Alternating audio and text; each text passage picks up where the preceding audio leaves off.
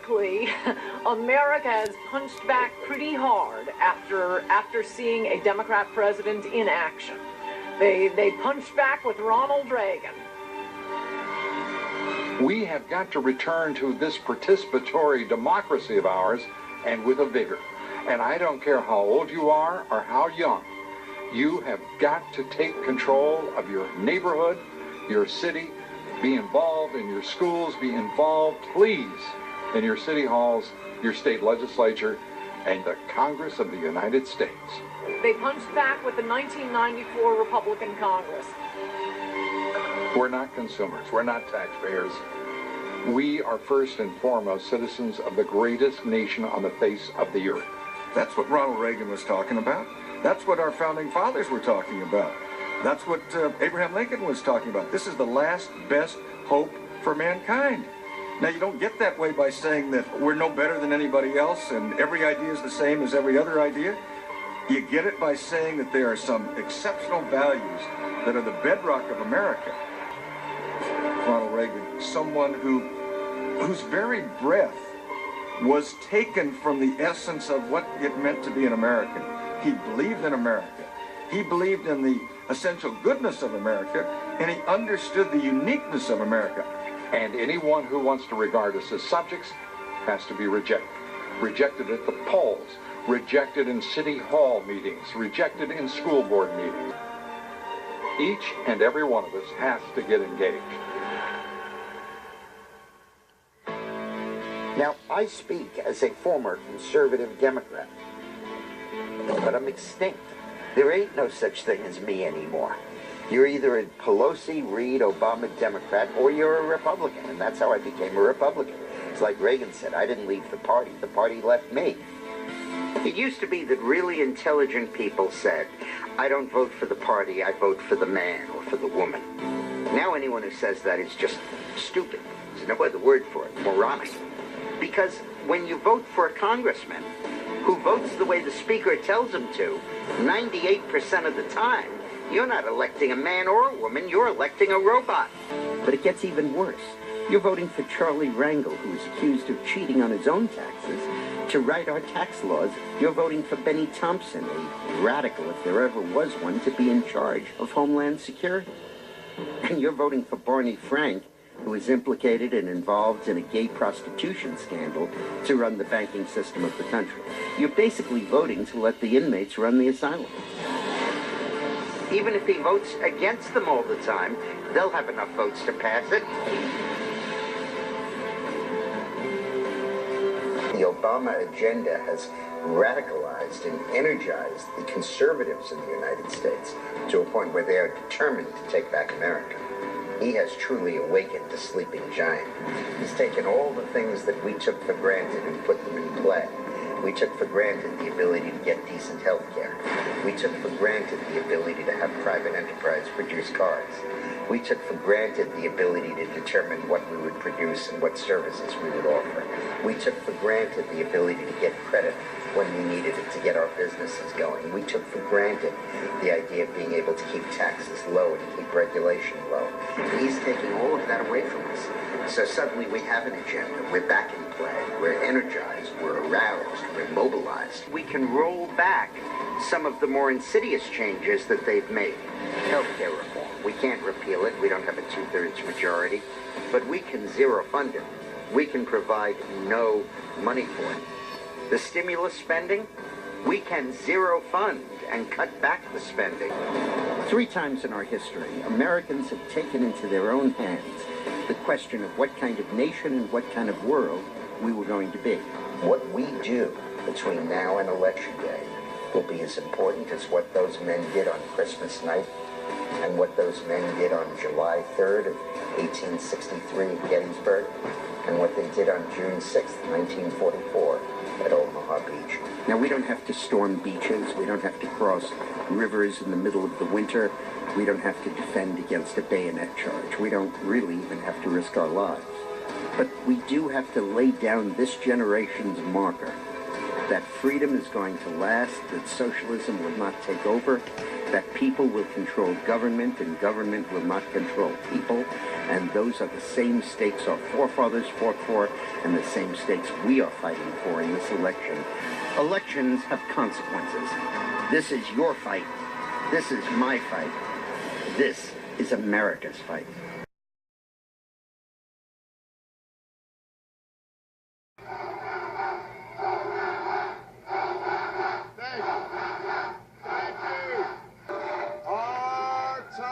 Our time has come.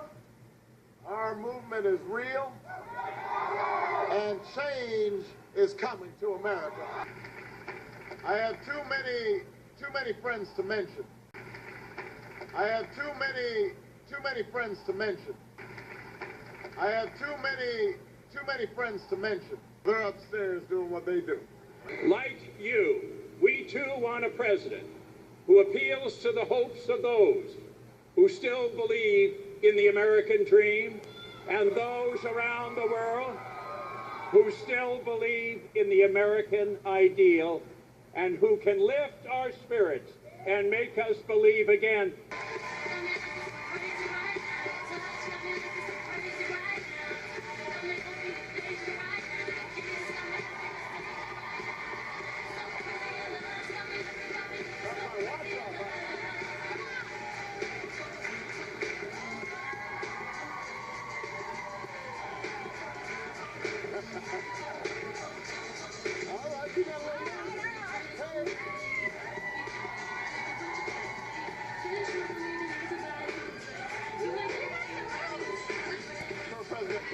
Support a leader who truly has the power to inspire and make America good again from sea to shining sea.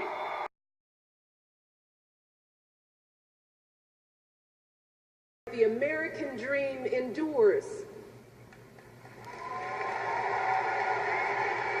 What struck me when I first met Barack was that even though he had this funny name, and even though he had grown up all the way across the continent in Hawaii, Barack and I were raised with so many of the same values.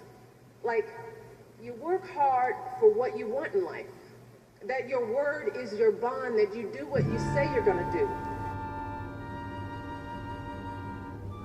Who still doubts that America is a place where all things are possible. Who still wonders if the dream of our founders is alive in our time.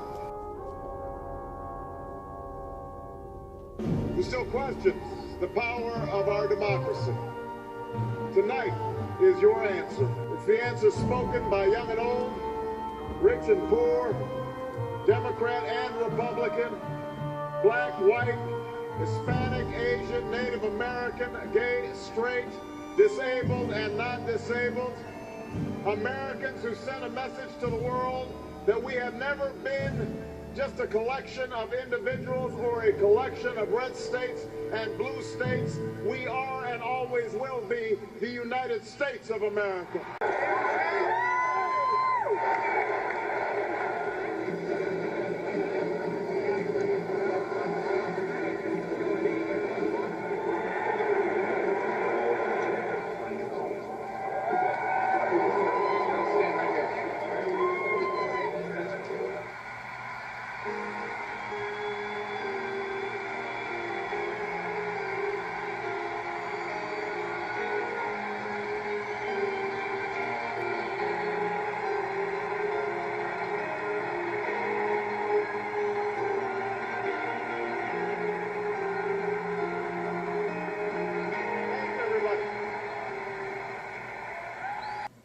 With profound gratitude and great humility, I accept your nomination for presidency of the United States.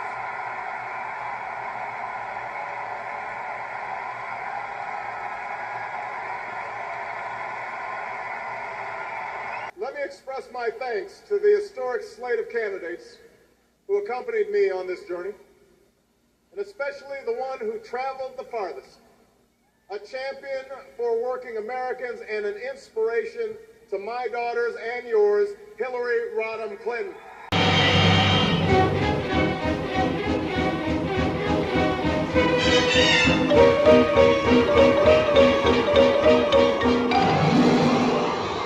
We are so grateful for your family's service and sacrifice, and we will always have your back.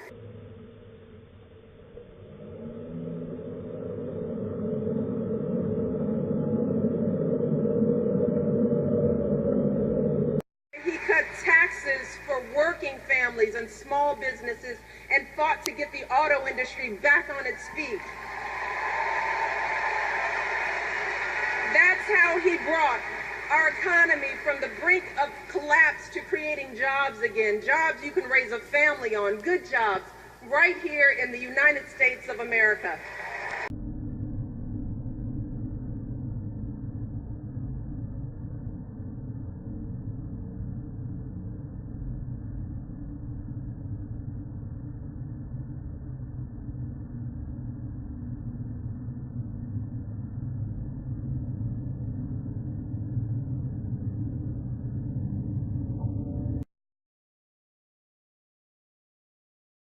Tonight, more than 200 years after a former colony won the right to determine its own destiny, the task of perfecting our union moves forward, moves forward, moves forward. It moves forward because you reaffirmed the spirit that has triumphed over war and depression, the spirit that has lifted this country from the depths of despair to the great heights of hope. The belief that while each of us will pursue our own individual dreams, we are an American family and we rise or fall together as one nation and as one people. And we rise or fall together as one nation and as one people. And we rise or fall together as one nation and as one people.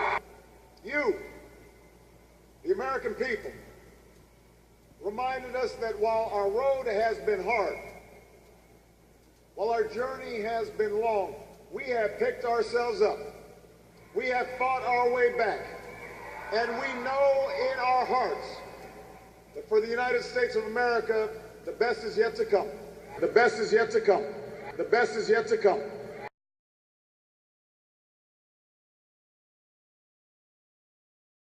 We love this country deeply. We love this country deeply. We love this country deeply.